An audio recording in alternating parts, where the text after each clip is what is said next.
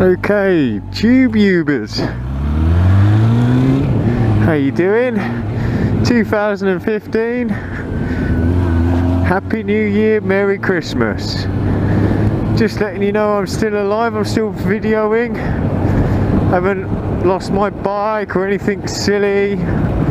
Touch wood and touch bike.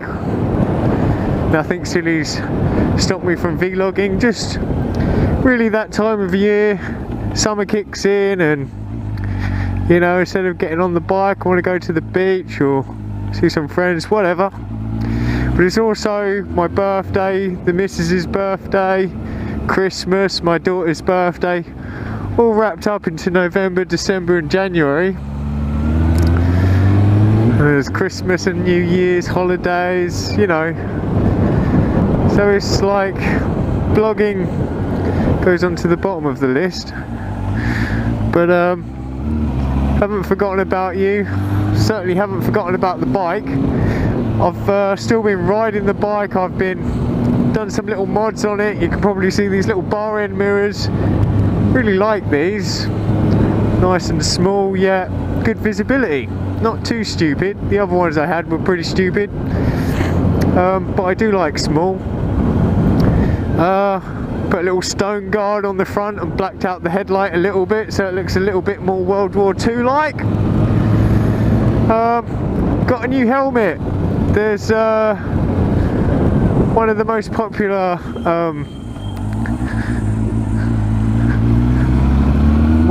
popular blog posts in 2014 on one particular site was helmet laws. A lot of people are reading into that because in Australia they're not very clear. So tinted visors, they're illegal unless they got the Australian standard sticker on them. However, you can easily buy a tinted visor for your helmet in any bike store. They won't warn you of that. Well, at least not when I did it.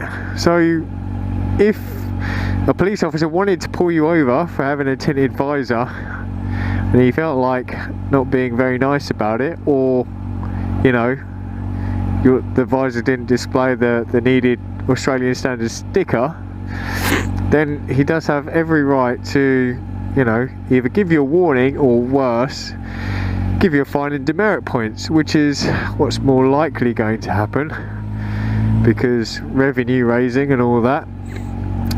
Man needs to get paid, yo.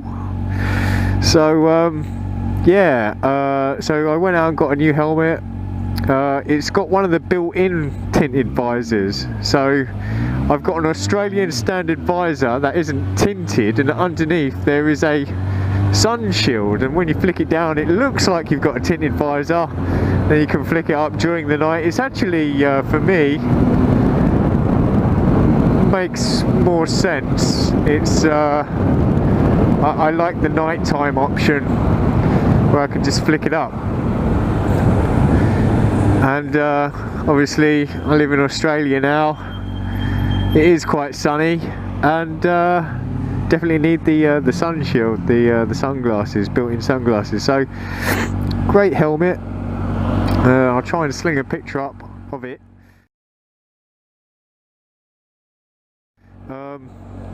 But as I said, when I got the new helmet, there was another thing restricting me from putting the GoPro on for the same reasons of not very crystal clear laws being written and accessible to riders. Some cops have, you know, given out points and a fine for having a helmet cam.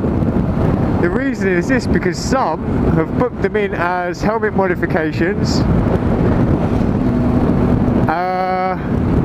but the law states that helmet modifications are illegal if they're permanent, i.e. you're drilling a hole, messing around with the structure of the helmet to make a modification. GoPros aren't permanent, they're stuck on with adhesives. So in that respect, it's a bit of a grey law, but some people are having to challenge the fines in court to say, well, this is not a permanent modification, it's an adhesive, it comes off, doesn't ruin the structural integrity of the helmet. However, you're still not safe, because there's also a law that says that any modification should not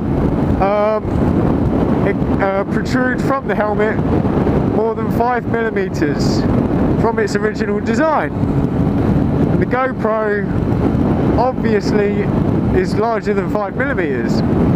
So I thought, right, well, I'm legal with the sunglasses, the sun visor, so I better not stick this GoPro on. So I went and got a shoulder strap, and so you're seeing me use a shoulder strap now. It picks up bumps on the road a little bit more because my chest takes it more than what my head does.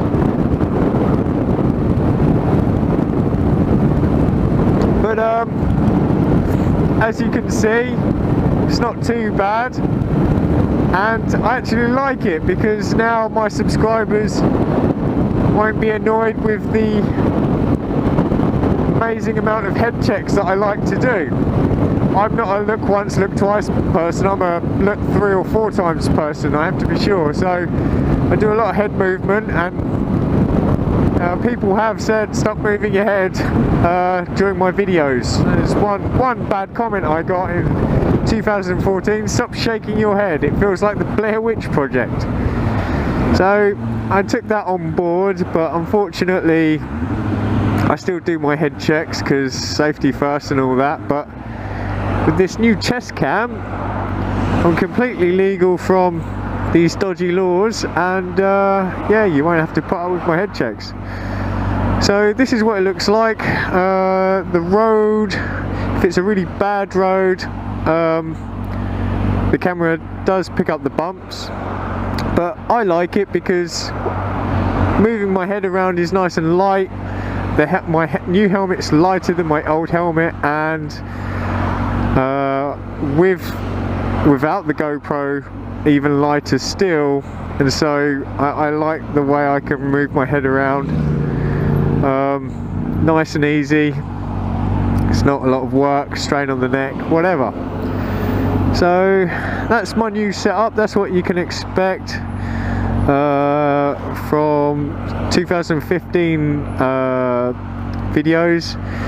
I've got a bike review coming up on the fabled Suzuki SV650S. I think it's S. It's the one that has like a half fairing. It's not the naked one. I think there's a naked one. I don't know. I'm going to read up on it tonight so that the video hopefully gives you a lot of information on it. So that to come. I'm just going to sign out there and not add too much more. I haven't got a lot to talk about other than I'm still here and still vlogging, and see you more in the new year. Alright, bye bye.